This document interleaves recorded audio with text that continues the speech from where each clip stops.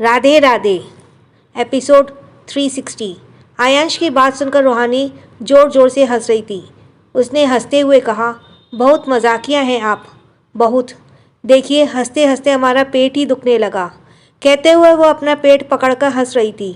उसकी हंसी बहुत प्यारी थी। आयांश उसे हंसते हुए बस एक टक देखता रहा। उसने खुद से कहा, अभी हंस लो, बाद में बहुत रोना भी पड़ेगा। कुछ देर बाद रूहानी ने अपनी हंसी रोकने की कोशिश करते हुए कहा, आपने 3 अरब कहा। 3 अरब। आप जानते भी हैं ये कितना ज़्यादा है? इतना तो कोई सपने में भी अमीर नहीं हो सकता। किसी के पास 3 अरब की जायदाद होना तो दूर की बात है। आपको पता है हमारी तनख्वाह कितनी थी जब हम काम करते थे? 10,000 रुपये। अगर हमारे बाबा ने किसी से 3 अरब की जायदाद छीनी होती तो हम 10,000 रुपये के लिए काम क्यों करते? हम तो हमारे बाबा के महल में बैठकर आराम करते। कहते हुए वो फिर से हंसने लगी। तभी आयांश ने कहा, तुम गलत कह रही हो। 3 अरब रुपये असल ज़िंदगी में होते हैं, मेरे पास हैं। आयांश ने उसकी बात सुनी और रूहानी चुप होकर देखने लगी। आयांश उसे देखते हुए बोला, क्या हुआ? अब हंसी नहीं आ रही? रूहानी ने कुछ नहीं कहा। वो अपनी ही हालत पर और नहीं हंसना चाहती। कुछ देर तक दोनों ने कुछ नहीं कहा। आग भी जलकर बुझने लगी और झोंपड़ी के अंदर अंधेरा छाने लगा था। आग के बुझने से ठंड भी हद तक बढ़ गई और रूहानी अपने गीले कपड़ों में कांपने लगी। तभी बादल गरजने के साथ बारिश भी शुरू हो गई। गरजने की आवाज़ सुनकर रूहानी ने डरते हुए कहा, क्या हम यहाँ आकर अटक गए हैं? हमें लगता है अब बारिश नहीं रुकेगी। आयश ने कहा, तुम्हें कैसे पता बारिश नहीं रुकेगी? रूहानी ने कहा, बस हमें पता है, हमारे यहाँ ऐसे ही बारिश होती है। उसके बड़े बारिश के साथ हवाएं भी तेज़ चलने लगती हैं। रूहानी ने अब ठंड से बुरा हाल हो रहा था और आयांश भी कांपने लगा था। आयांश रूहानी के कांपने की आवाज़ सुन पा रहा था। उसने कहा, आर यू ओके? लेकिन रूहानी ने कोई जवाब नहीं दिया। आयश ने कहा, अगर तुम चाहो तो ये कपड़े पहन सकती हो, आई डोंट माइंड। कहते हुए उसने दोबारा से रूहानी के तरफ अपना शर्ट बढ़ा दिया। रूहानी ने इस बार भी कोई जवाब नहीं दिया तो आयांश को चिढ़ होने लगी। उसने चिढ़ते हुए कहा, अब ये किस जगह के बाहर नहीं जा सकता? बाहर बहुत बारिश हो रही है। अगर तुमने कपड़े नहीं बदले तो तुम ठंड से मर जाओगी और अगर मैं बाहर गया तो मैं मर जाऊंगा, जो कि मैं नहीं चाहता। तभी एक तेज़ हवा का झोंका आया और आग पूरी तरह से बुझ गई। रूहानी ने यह देखा और वो घबरा गई। उसने डरते हुए कहा, सुनिए, हमें डर लग रहा है। आयश ने इस बार कुछ नहीं कहा क्योंकि वो रूहानी के हरकतों से चिढ़ा हुआ था। रूहानी ने आयश को कोई रिस्पॉन्स नहीं किया तो वो अपनी जगह से उठकर अपने हाथों से अंधेरे में आयांश को टटोलते हुए उसके पास आने लगी। सुनिए, आप यहाँ हैं ना? हमें छोड़कर तो नहीं चले जाएंगे? हमें बहुत डर लग रहा है। कहते हुए वो लगभग रोने ही वाली थी। आयांश ने उसकी रोने वाली आवाज़ सुन और उसे ज़्यादा परेशान ना करते हुए बोला, हाँ मैं यहीं हूँ। रूहानी इस आवाज़ के पास आई और उसने आयांश को कंधा पकड़ लिया। वो उसके बगल में बैठकर आयांश का हाथ पकड़ते हुए बोली, हमें अंधेरे से डर लगता है, आप हमें छोड़कर कहीं मत जाना। आयश उसके इस हालत पर हैरान हो गया। उसे अभी अपने ख्याल में ही था कि रूहानी ने अपना सर आयश के कंधे पर रखा और उसके बाजू को कसकर पकड़ लिया। आयश ने अपना सर नीचे करते उसके चेहरे को देखने की कोशिश की, लेकिन अंधेरे में उसे कुछ भी दिखाई नहीं दिया। रूहानी आयश को नहीं जानती थी, लेकिन उसका मन उसके ऊपर विश्वास करने के लिए कह रहा था।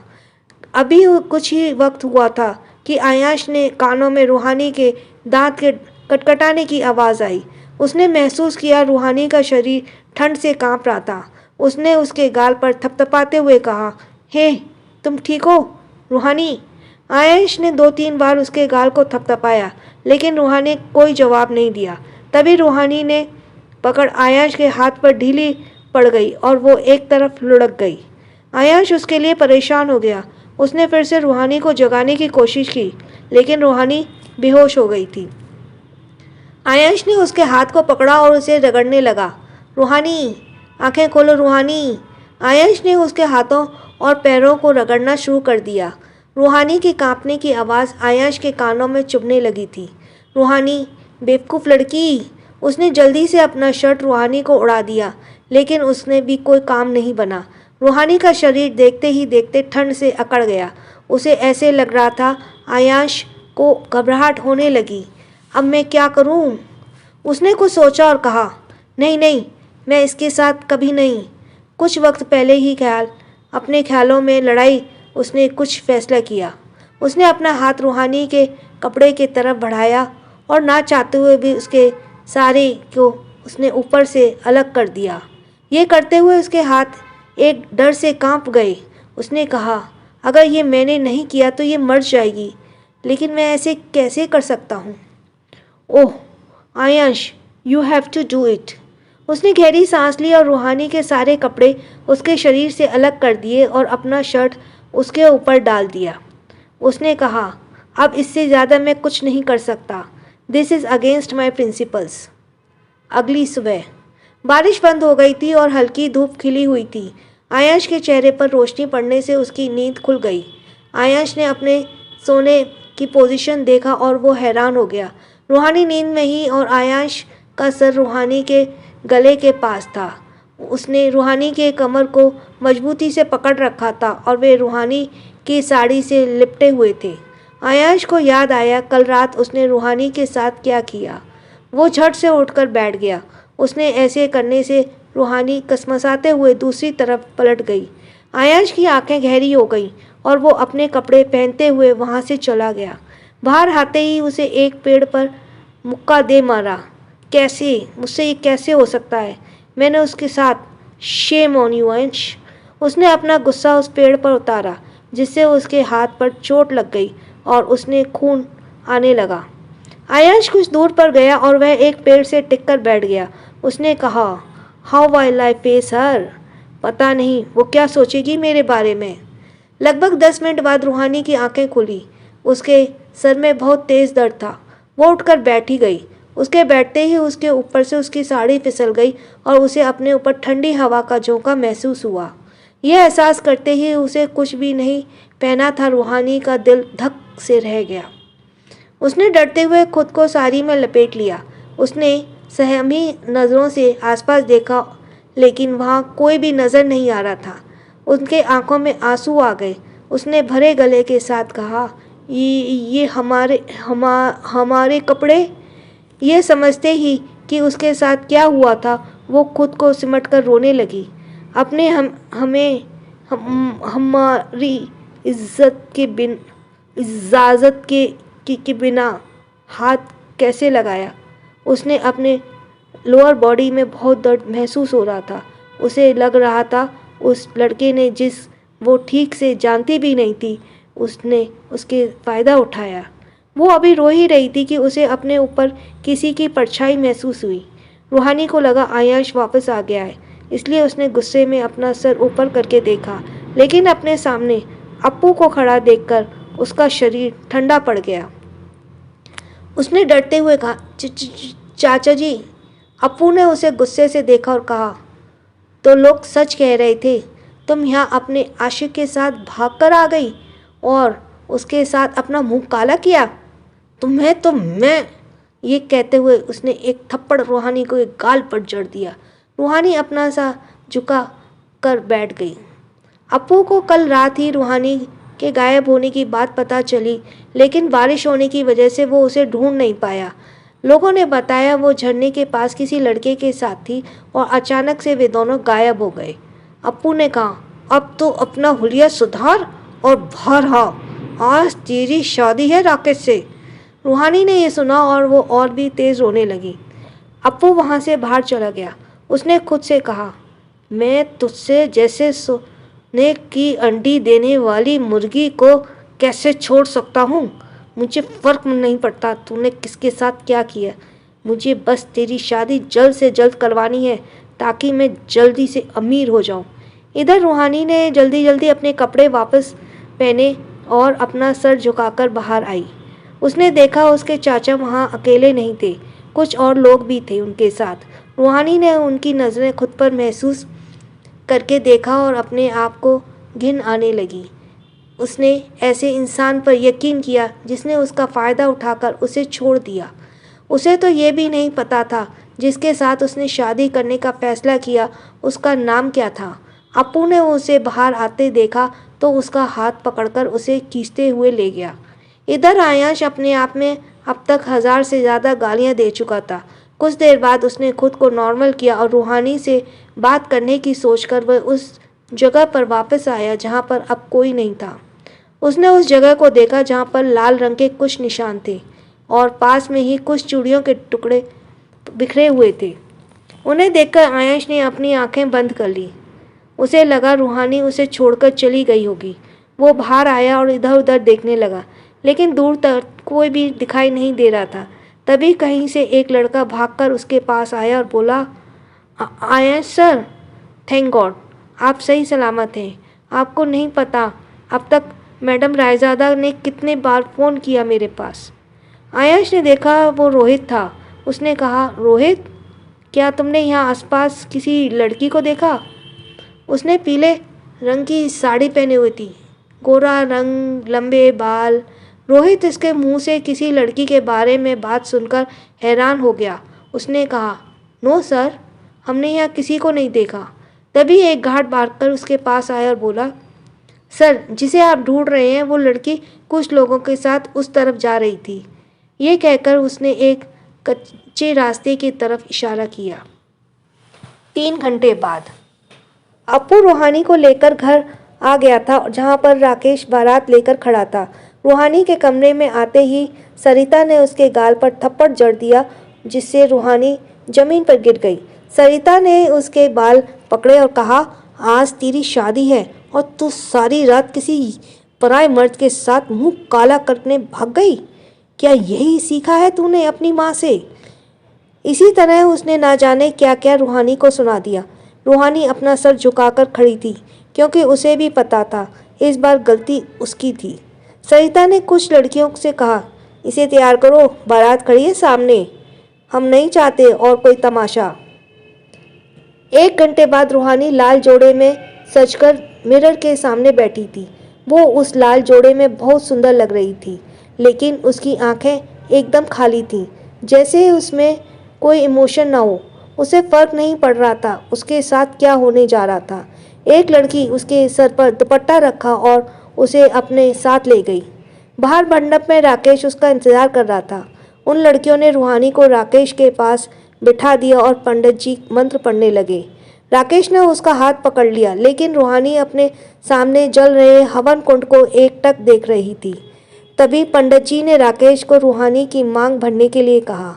राकेश ने थाल से सिंदूर उठाया और रूहानी की मांग भरने को था कि किसी की ठंडी लेकिन तेज आवाज़ आई, अगर तुम्हें तुम्हारी जान प्यारी है तो मेरी बीवी से दूर रहना। Thanks for reading this episode और नेक्स्ट एपिसोड इज 361।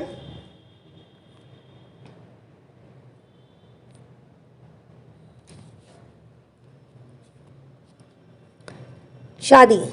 शानाज वंश, सावनी, आध्या, आरवी, ख्वाहिश, शिवाय और वीरा की फ्लाइट छत्तीसगढ़ में लैंड हो चुकी थी और वे सब कार से आयांश के होटल के लिए निकल गए। आरवी ने कहा, आज तो भाई हम सबको यहाँ देखकर बहुत नाराज़ होने वाले हैं। हम सब इन्हें बिना बताए आ गए। सानवी ने कहा, अरे बुद्धू, हम यहाँ अकेले थोड़ी आए हैं, हमारे साथ वीरा अंकल भी तो हैं। उनके रहते आयांश भाई हमें कुछ भी नहीं कहते और ना कभी डांटेंगे। वे सब इसी तरह बातें कर रहे थे। कुछ देर बाद होटल पहुंच गए। ख्वाहिश जल्दी से कार से बाहर आई और झरने की तरफ भागते हुए बोली, वाओ, ये कितना सुंदर है। उसके पीछे सभी लोग झरने के पास आ गए। सारांश ने कहा, भाई ने बताया नहीं वो इतने खूबसूरत जगह पर आ रहे हैं, मैं भी उनके साथ इसी दिन आ जाती। वंश ने कहा, हाँ, फिर तुम यहाँ आकर उनके काम पर बैंड बजा देती। सारांश ने उसे घूर कर देखा। ख्वाहिश इतनी एक्साइटेड थी कि वो किनारे की तरफ बढ़ गई। वो और आगे जाती उससे पहले वीरा ने उसे पकड़कर अपने पास खींचा। संभाल कर बेबी, ये बहुत खतरनाक है। ख्वाहिश उसके अचानक से ऐसे खींचने पर घबरा गई। उसने कहा, थैंक यू अंकल, मैंने ध्यान नहीं दिया। सभी लोग उसके पास आ गए। वीरा ने सबको परेशान देखा तो कहा, कुछ नहीं हुआ, चलो सब अंदर चलते हैं। आयाश बाबा अंदर ही होंगे। सारांश ने खुश होते हुए कहा, हाँ भाई, हम सबको देखकर खुश हो जाएंगे। वंश ने कहा, कहीं नहीं, कहीं ऐसा ना हो भाई, खुश होने की बजाय जूते से हम तुम्हारा वेलकम करें। ये सब इसी तरह बात करते हुए अंदर चले गए। होटल के लिविंग हॉल में रोहित अकेले बैठा था। उसने सबको देखा तो हैरान हो गया। वो कुर्सी से खड़ा होते हुए बोला, आप सब यहाँ? सारांश उसके पास आया और उसके गले से लगते हुए बोला, रोहित भाई कैसे हैं आप? और आयश भाई कहाँ हैं? उन्हें बताना मत, हम उन्हें सरप्राइज़ देने चाहते हैं। रोहित ने खिसियाती हुई हंसी हंसते हुए कहा, वो सर तो वो अपने कमरे में है। हाँ, वो अपने कमरे हैं। वंश ने कहा, हाँ तो आप उनका कमरा ही बता दो। रोहित ने खुद से कहा, ओ गॉड, मुझे सर को इन्फॉर्म करना होगा। उसने झूठ बोलते हुए कहा, वो सर थोड़ा बहुत बीमार हैं, वो आराम करना चाहते हैं। सबने ये सुना और परेशान हो गए। सबने एक साथ कहा, क्या? बीमार? कब? कैसे? रोहित बेचारा अपने ही झूठ में फंस गया था। उसने कहा, वो कल रात से ही उनकी तबीयत थोड़ी खराब है। उन्होंने कहा है कोई उन्हें डिस्टर्ब ना करे। रोहित की बात सुनकर सानवी ने कहा, ठीक है, हम उन्हें डिस्टर्ब नहीं करेंगे। आप हमें उनका कमरा तो बता दीजिए।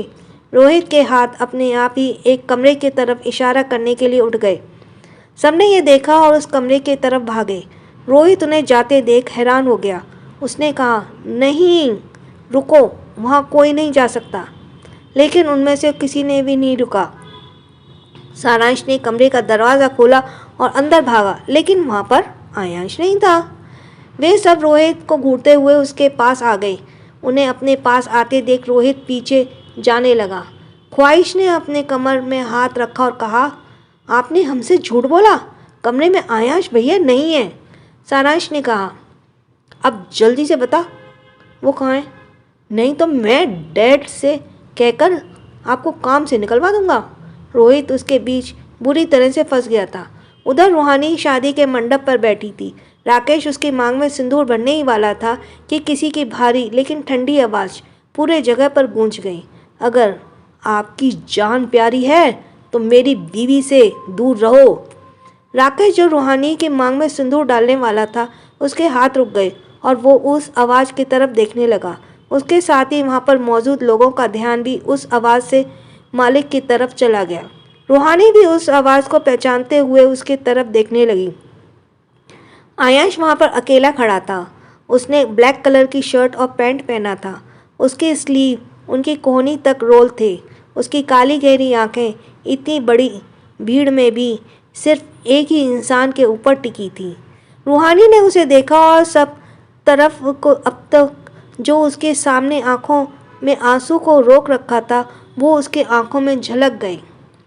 राकेश ने आयांश को ऊपर से नीचे तक देखा और गुस्से से अपनी जगह से खड़ा हो गया। उसने गुस्से में कहा, तेरी बीवी? तुझे दिखाई नहीं दे रहा? ये मेरी दुल्हन है, शादी है आज हमारी। आयांश ने उसकी बातों को मजाक बनाते हुए कहा, ओह रियली? फिर इससे पूछो ये तुमसे शादी करना चाहती है या नहीं? राकेश ने गुस्से में कहा, ओह साहब, तुम जो कोई भी हो, जाओ यहाँ से। मुझे यहाँ कोई तमाशा नहीं चाहिए। आज मेरी शादी है, इसलिए चुपचाप मेरी शादी होने दो, नहीं तो तू यहाँ से अपने पैरों से वापस नहीं जा पाएगा। उसकी बात सुनकर भीड़ में 4-5 लड़के निकलकर अपने स्लीव चढ़ाते हुए आयांश की तरफ बढ़ने लगे। आयांश ने सबको देखते हुए कहा, मैं यहाँ किसी को भी नुकसान नहीं पहुँचाना चाहता, नहीं तो इसलिए मेरे सामने से हट जाओ। आयांश के कहने से साथ ही उसके कुछ गार्ड्स वहाँ पर आकर उस जगह को चारों तरफ से घेर कर खड़े हो गए। उनके हाथों में गन देखकर सब घबरा गए। वे लड़के जो उसे मारने सामने आ गए थे, वो भी पीछे हट गए। आयांश रूहानी की तरफ बढ़ने लगा। वो रूहानी तक पहुंचता अप्पू उसके सामने आते हुए बोला, देखो साहब, हम मामूली लोग हैं। आज मेरी बेटी की शादी है। कृपया करके आप यहाँ कोई तमाशा ना करें। आयुष ने अप्पू को पहचान लिया। उसने उसे ऊपर से नीचे तक देखा और बिना किसी भाव से बोला, मैं भी यही कह रहा हूँ। मुझे भी यह कोई तमाशा नहीं चाहिए। आप चुपचाप अपनी बेटी का हाथ मुझे दे दो, मैं यहाँ से चला जाऊँगा। आयुष ने इतना ही कहा था कि अप्पू ने उसके मुंह पर एक मुक्का जड़ दिया। तुम ऐसे नहीं मानोगे? आयुष का सर एक तरफ को झुक गया और उसके नाक में से खून आने लगा। आयुष ने अपने नाक को छूकर अपने हाथ को देखने लगा। उसके मारे खाते देख उसके गार्ड्स ने अप्पू के ऊपर गन पॉइंट कर दी, लेकिन आयुष ने हाथ दिखाकर उन सबको शांत कर दिया। आयुष ने अप्पू की आंखों में देखते हुए कहा, अब तक मैं तुम्हारी उम्र का लिहाज कर रहा था, ये सोचकर कि तुम मेरी बीवी के पिता के जैसे हो, लेकिन तुमने मुझ पर हाथ उठाकर बहुत बड़ी गलती कर दी। तुम्हें इसकी सज़ा भुगतनी पड़ेगी। उसने इतना कहा था कि एक और ज़ोरदार थप्पड़ उसके गाल पर आकर लगा। आयुष को इस बार बहुत तेज़ गुस्सा आया।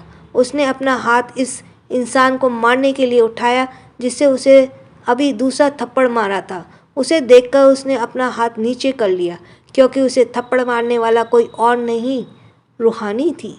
रूहानी गुस्से में आयुष को देख रही थी। उसने कहा, माफ़ी मांगी हमारे चाचा जी से। आपकी हिम्मत कैसे हुई इनसे इस तरह बात करने की? आयुष ने अपनी मुट्ठी कसकर बांध ली। रूहानी ने आगे कहा, माफ़ी मांगिए इनसे और जाइए यहाँ से। हम आपको नहीं जानते, इसलिए आप हमें अपनी बीवी कहना बंद कीजिए। आयुष ने गुस्से से उसे घूरा। इस लड़की ने आज दूसरी बार उस पर हाथ उठाया था। उसकी आंखों में बेहिसाब गुस्सा था। उसने उसके सर को पकड़ा और उसे अपने करीब करते हुए धीमी आवाज़ में बोला, कल रात तो तुम ऐसा कुछ नहीं बोल रही थी। इनफैक्ट कल रात तुम मेरे साथ बहुत खुश थी। तुम्हें याद नहीं कल रात हमने कितने सुहाने पल गुजारे थे उस जंगल में? रूहानी ने अपनी आंखें बंद कर ली। उसका चेहरा बस कुछ ही इंच की दूरी पर था। रूहानी आयुष को गर्म सांसें अपने ऊपर महसूस कर पा रही थी। आयुष अपने गुस्से में भूल गया था कि वो इस वक्त अपनी बातों से किसी का दिल दुखा रहा था। रूहानी ने ब्रोकन वॉइस में कहा, हमारी ज़िंदगी की सबसे बड़ी भूल थी, हमने आप पर भरोसा किया। ये कहने के बाद वो आयुष की आंखों में देखने लगी। उसकी आंखों में वो दर्द देखकर आयुष के दिल में बेचैनी सी महसूस हुई।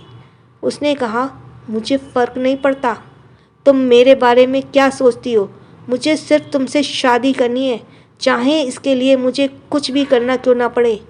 अप्पू ने गुस्से से कहा, तुमने ये क्या मजाक रखा है मेरी बेटी का? मैं तुझे छोड़ूंगा नहीं। ये कहकर वो आयुष को मारने के लिए लपका, लेकिन आयुष के गार्ड्स ने उसे पकड़ लिया और उसे अपने साथ घसीटते हुए ले गए। रूहानी ने अपने चाचा को ले जाते हुए देखा और फिर नफरत से आयुष को घूरने लगी। आयुष और रूहानी को इतने पास देखकर राकेश का भी खून खौल रहा था। उसने हवन कुंड से एक जलती हुई लकड़ी उठाकर आयुष के ऊपर वार किया, लेकिन आयुष ने उसका हाथ पकड़ लिया। रूहानी ने यह देखा और उसकी आंखें में घबराहट नजर आने लगी। आयुष ने उसकी आंखों में अपने लिए फिक्र देखा और मुस्कुराया। उसने राकेश के हाथ से मरोड़ा और जिसे उसने मुंह से चीख निकल गई। रूहानी अब भी आयुष को आंखों में देख रही थी। आयुष ने राकेश के पेट पर एक लात मारी जिससे वो पीछे की तरफ गिर गया। आयुष ने तेज आवाज़ में कहा, पंडित जी मंत्र पढ़ना शुरू कीजिए। आयुष की बात सुनकर पंडित जी ने फिर से मंत्र पढ़ना शुरू किया। आयुष और रूहानी अभी भी एक दूसरे के आंखों में देख रहे थे। पंडित जी ने थाल का सिंदूर आगे बढ़ाते हुए उसे दुल्हन की मांग में भरने के लिए कहा। आयुष ने दूसरे हाथ से थाल से सिंदूर लिया और उसे रूहानी के मांग में सजा दिया। रूहानी ने अपनी आंखें बंद कर ली और उसने आंखों से आंसू बहने लगे। आयुष ने उसे मंगलसूत्र पहनाया और उसने रूहानी को अपना बना लिया। रूहानी अपना सर झुकाकर बेबसी से रोने लगी। आयुष ने उसके आंसू साफ किए और कहा, चलें? और वो उसका हाथ पकड़कर वो जैसे ही जाने के लिए मुड़े, उसके सामने सारा अंशवंश, सामनी, आध्य, आरवी, ख्वाहिश, शिवाय और वीरा को देखकर हैरान हो गया। इसी बीच रूहानी ने अपना हाथ आयांश के हाथ से छुड़ाया और घर के अंदर भाग गई। आयांश अपने भाई बहनों को वहां देखकर शॉक था। उसकी तरह वे सब भी आयांश को ऐसी ही किसी लड़की से जबरदस्त शादी करते देख मुंह खोलकर खड़े थे। आयांश ने वीरा को गुस्से से घूरा और वहां से मौजूद लोगों में इतने सारे अजनबी लोगों को देखता तो हैरान हो गए। वंश अपने आते हुए बोला, भाई ये सब क्या है?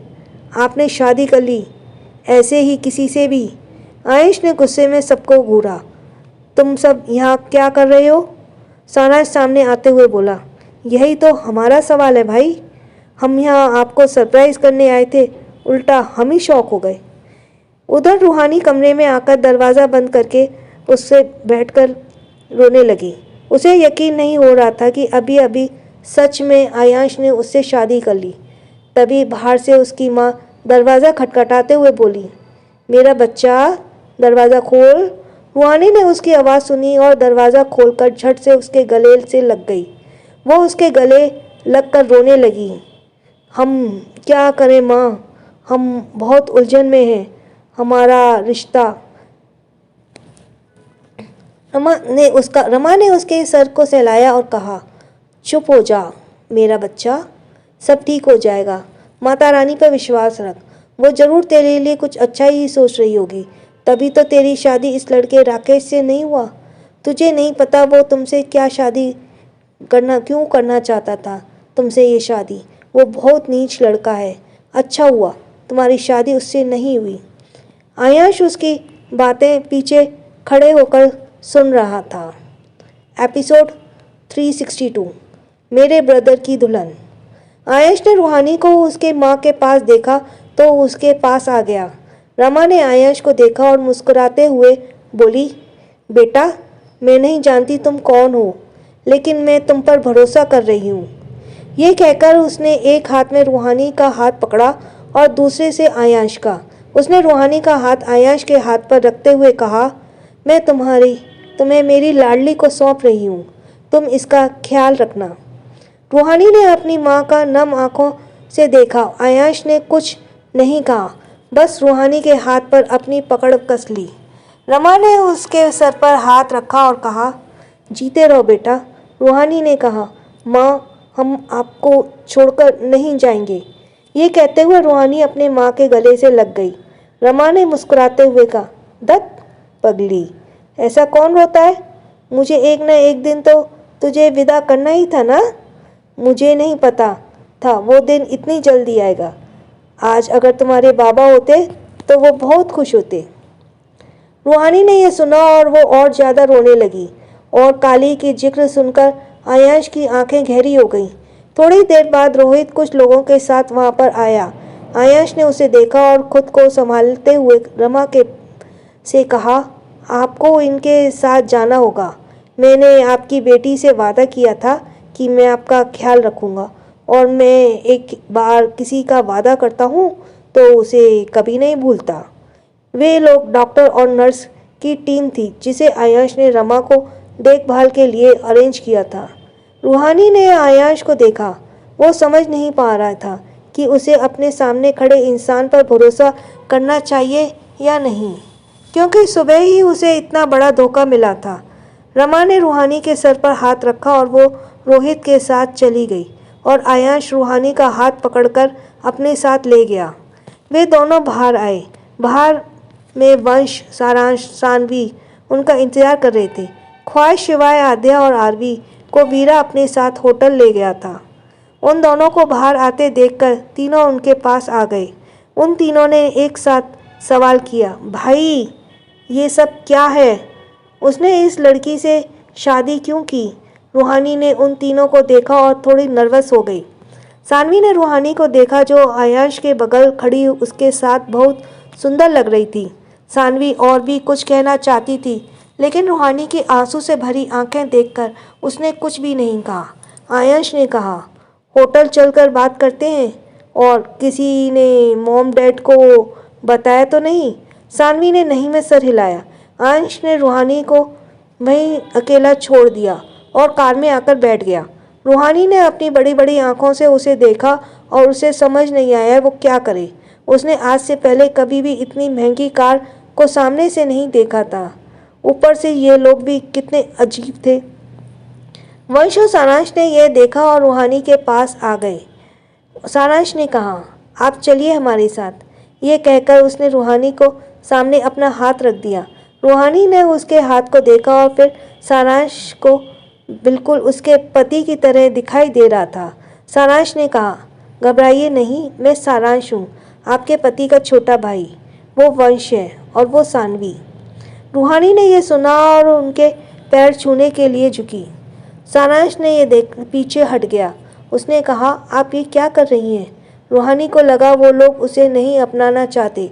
उसने अपना सर झुकाया और अपनी स्वीट सी आवाज़ में कहा, वो हमारे यहाँ देवर का पैर छुआ जाता है, इसलिए। सबने ये सुना और एक दूसरे को देखने लगे। रूहानी को अब उनके सामने डर लगने लगा। वंश ने उसे डरते हुए देखा तो कहा, भाभी, आपको ये करने की ज़रूरत नहीं है। हम आपके पति के छोटे भाई बहन हैं, इसलिए हम रिश्ते में भी आपसे छोटे हैं। वंश ने उसे भाभी कहा तो रूहानी का गाल लाल हो गया। वंश ने अपना हाथ आगे किया और कहा, अब चलें? रूहानी ने हाँ में सिर हिलाया और हिचकिचाते हुए उसका हाथ पकड़ लिया और कार की तरफ बढ़ गई। वंश ने कार का गेट खोला और रूहानी आयांश के पास बैठ गई। वंश ने झुककर उसके दुपट्टे को जो जमीन को छू रहा था उसे उठाकर उसकी गोद में रख दिया और कार का गेट बंद कर दिया। सारांश, वंश और सानवी दूसरी कार में बैठ गए और वो वहाँ से चले गए। होटल में आद्या, आरवी, ख्वाहिश, शिवाय बैठे उनके आने का इंतज़ार कर रहे थे। आरवी ने कहा, मुझे तो यकीन नहीं हो रहा, भाई ने अचानक से शादी कर ली। क्या हमें डैड को और घर में सभी को बता देना चाहिए? आद्या उसे मना करते हुए बोली, अभी नहीं, आयांश भाई को आ जाने दो, उसके बाद हम बात करेंगे। आरवी ने हाँ में सर हिलाया और वे सब फिर से दरवाजे की तरफ देखते हुए उनके आने का इंतज़ार करने लगे। कुछ ही देर बाद आयांश और सभी लोग आ गए। आयांश कार में बाहर आया और रूहानी को अकेले वहीं पर छोड़ दिया। वंश और सारांश भी उसके पीछे अंदर चले गए। सानवी रूहानी के पास गई और उसका हाथ पकड़ उसे कार से बाहर आने में मदद की। संभल कर, सानवी ने पूछा, वैसे आपका नाम क्या है? रूहानी ने थोड़ा घबराते हुए कहा, जी हमारा नाम रूहानी है। सानवी ने कहा, आपको घबराने की ज़रूरत नहीं है, आप हमें अपना दोस्त समझ सकती हैं, वैसे हमारा नाम सानवी है। रूहानी ने हाँ में सर हिलाया। सानवी को लगा वो ज़्यादा बात नहीं करती, इसलिए उसने आगे कुछ भी नहीं कहा। वो उसे अपने साथ अंदर ले आई। इधर आयांश को आया देखकर सभी लोग इतनी अपनी जगह से खड़े हो गए। आद्या आयांश से पूछते हुए बोली, भाई वो सब क्या था? वो लड़की, आपने उससे शादी की, क्या आप उससे पहले से जानते हैं? आयांश ने उसे घूर कर देखा और कहा, तुम्हें इस मामले में नहीं पड़ना चाहिए आद्या। तभी सारांश पीछे से आते हुए बोला, तो फिर हमें समझाइए, आपने अचानक से यहाँ आकर शादी कर ली। वंश उसे चुप कराते हुए बोला, सारांश, भाई से पास जरूर कोई स्ट्रॉन्ग रीज़न होगा उनसे शादी करने का। वैसे भी अब हम कुछ नहीं कर सकते, ये भाई का डिसीज़न है। तब तक सानवी रूहानी को लेकर आ गई।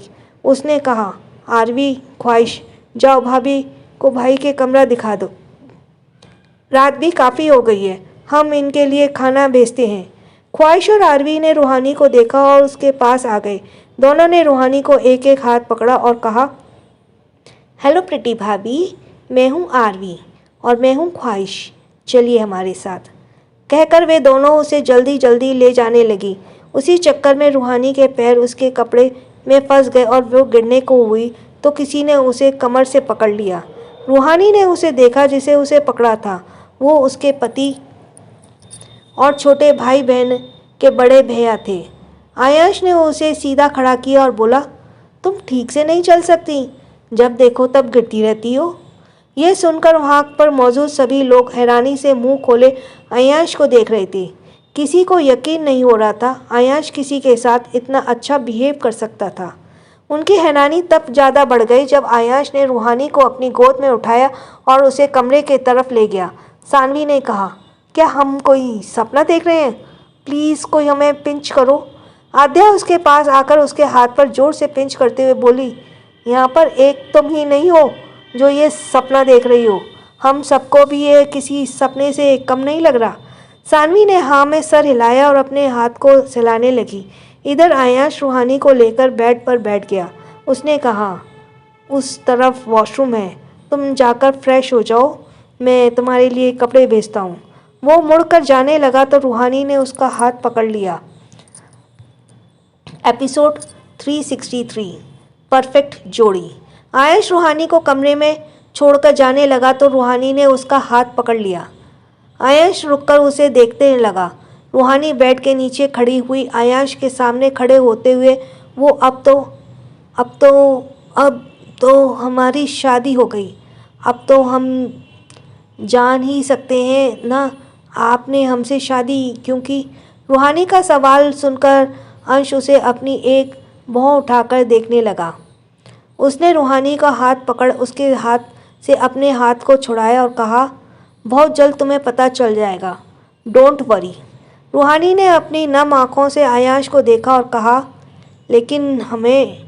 वो कह ही रही थी कि आयांश ने उसके होठों पर उंगली रखकर उसे चुप करा दिया। उसने काम टोन में कहा, मैंने कहा ना तुम्हें जल्द ही सब पता चल जाएगा, तुम्हें परेशान क्यों हो रही हो। कहते हुए उसने रूहानी के चेहरे पर आ रहे बालों की तरफ जैसे ही हाथ बढ़ाया, रूहानी ने उसका हाथ झटक दिया और कहा, आप ये क्या कर रही हैं, दूर रहिए हमसे। आयश को उसके इस बात पर गुस्सा आ गया।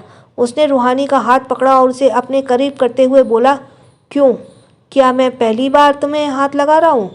रूहानी ने अपनी नम आँखों से उसे देखा। उसे आयश की बातों से घिन महसूस हो रही थी। उसने कहा, आपको पता है पहले हमें लगा था कि आप भले ही घमंडी हैं लेकिन दिल के साफ हैं, लेकिन कल रात आपने जो हमारे साथ किया उसके बाद हमारी आपको देखने की नज़रिया ही बदल गया है। आप भी वो राकेश की तरह ही हैं जो हमारे साथ। वो कह ही रही थी कि आयांश ने उसके हाथ को मरोड़कर उसके कमर से लगा दिया, जिसे रूहानी उसके बहुत पास आ गई। आयांश ने गुस्से से कहा, मुझे बार बार मेरी बात दोहराने की आदत नहीं है, but let me clear one thing, अगर मैं कल रात तुम्हारे पास नहीं आता, अगर मैंने तुम्हें अपने जिस्म की गर्मी नहीं दिया होता तो तुम ठंड से मर जाती। Damn it.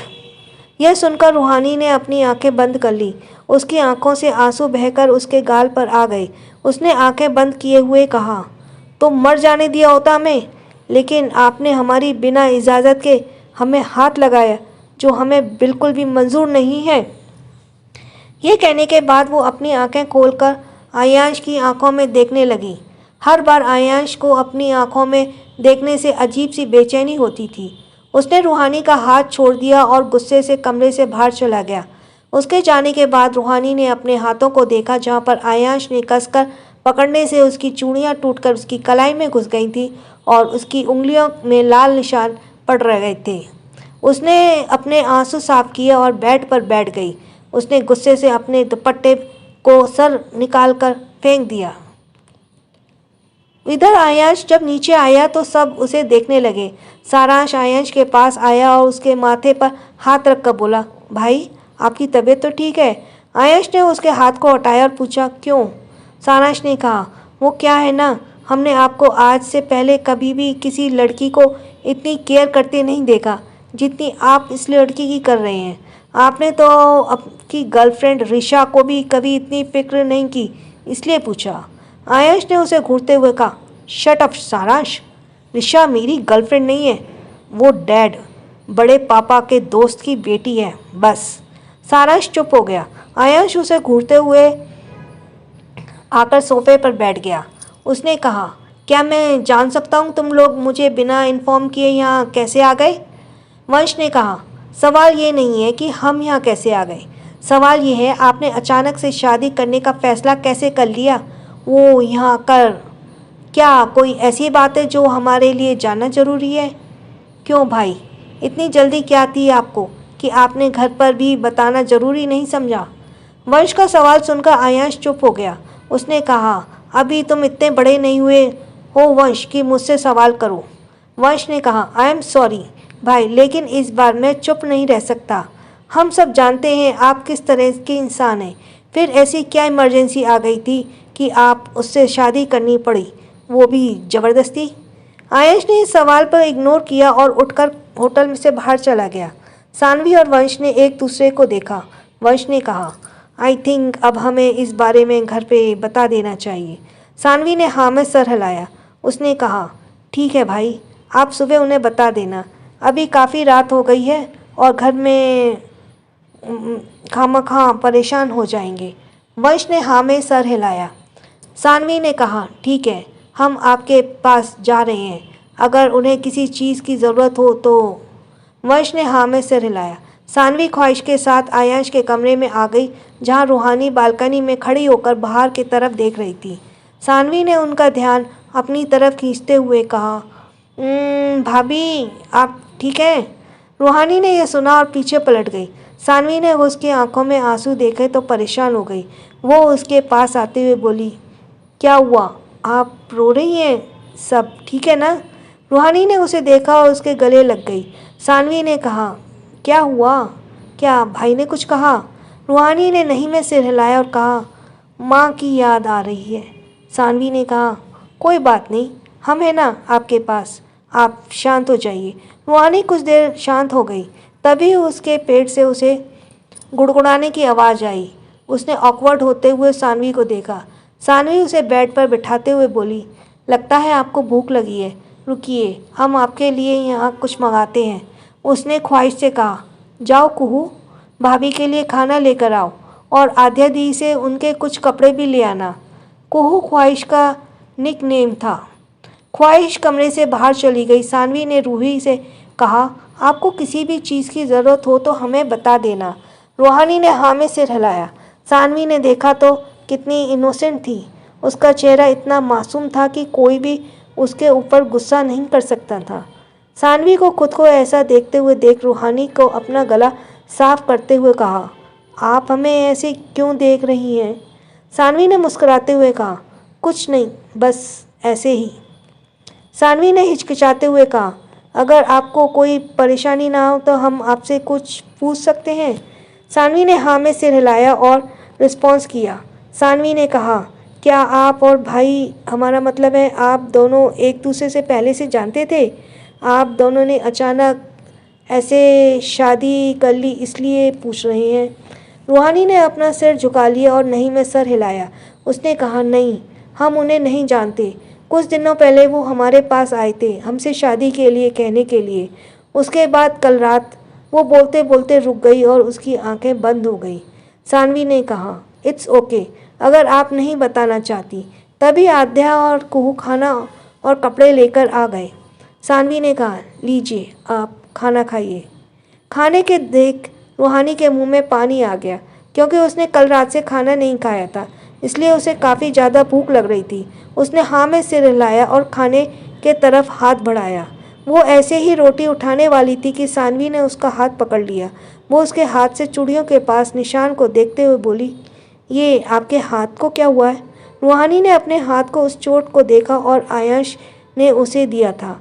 वो अपना हाथ पीछे खींचते हुए बोली, वो ये बस ऐसे ही, पता नहीं कैसे लग गई।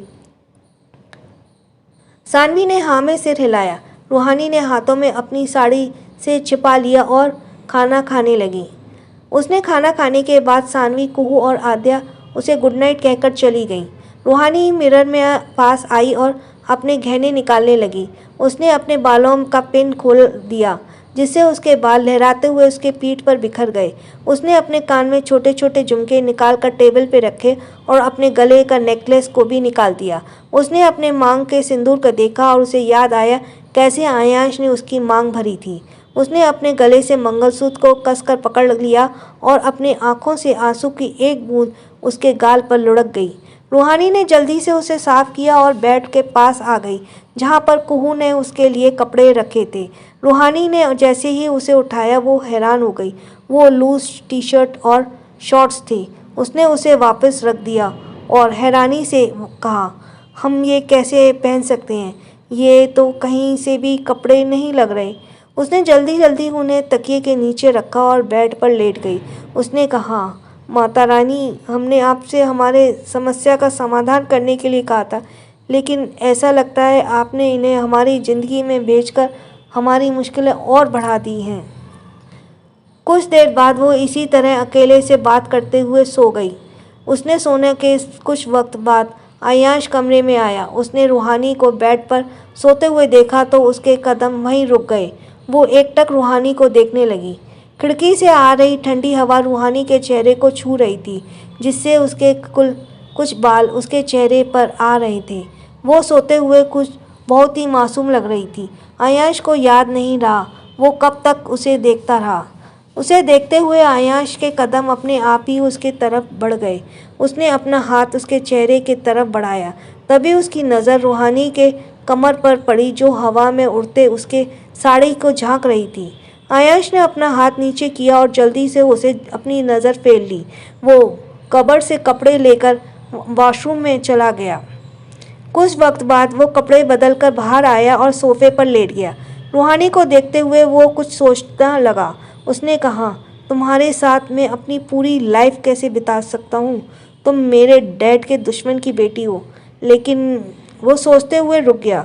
वो सीधा लेटा और सीलिंग को घूरने लगा। सुबह 7 बजे आयांश की नींद खुली। उसने देखा उसके ऊपर ब्लैंकेट है। उसे याद आया कल रात उसने ब्लैंकेट नहीं लिया था। तो फिर ये ख्याल आते ही उसकी नज़र अपने पास ही बेड के तरफ चली गई, लेकिन बेड पर किसी को ना पाकर वो उठकर बैठ गया।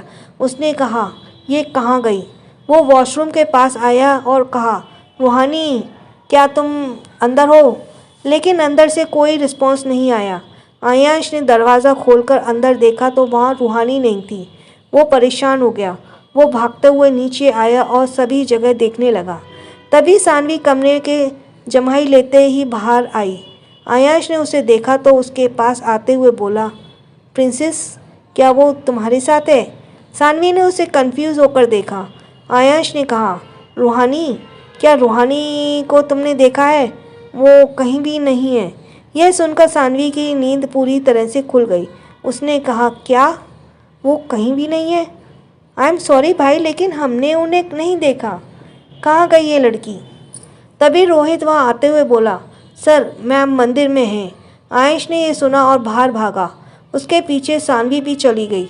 2 मिनट बाद वे दोनों पास के ही मंदिर के बाहर खड़े थे। दोनों ने देखा सानवी माता रानी के सामने अपना हाथ जोड़कर खड़ी थी। उसने कल रात के ही कपड़े पहने थे, लेकिन उसके बाल गीले थे। कुछ देर बाद रूहानी ने माता रानी को प्रणाम किया और पंडित जी का आशीर्वाद लेने के लिए झुकी। उसने उनका आशीर्वाद लिया तो पंडित जी ने कहा, ये क्या बेटा, शादी के जोड़े में हो लेकिन तुम्हारी मांग सुनी क्यों है? तुम्हारा पति कहाँ है?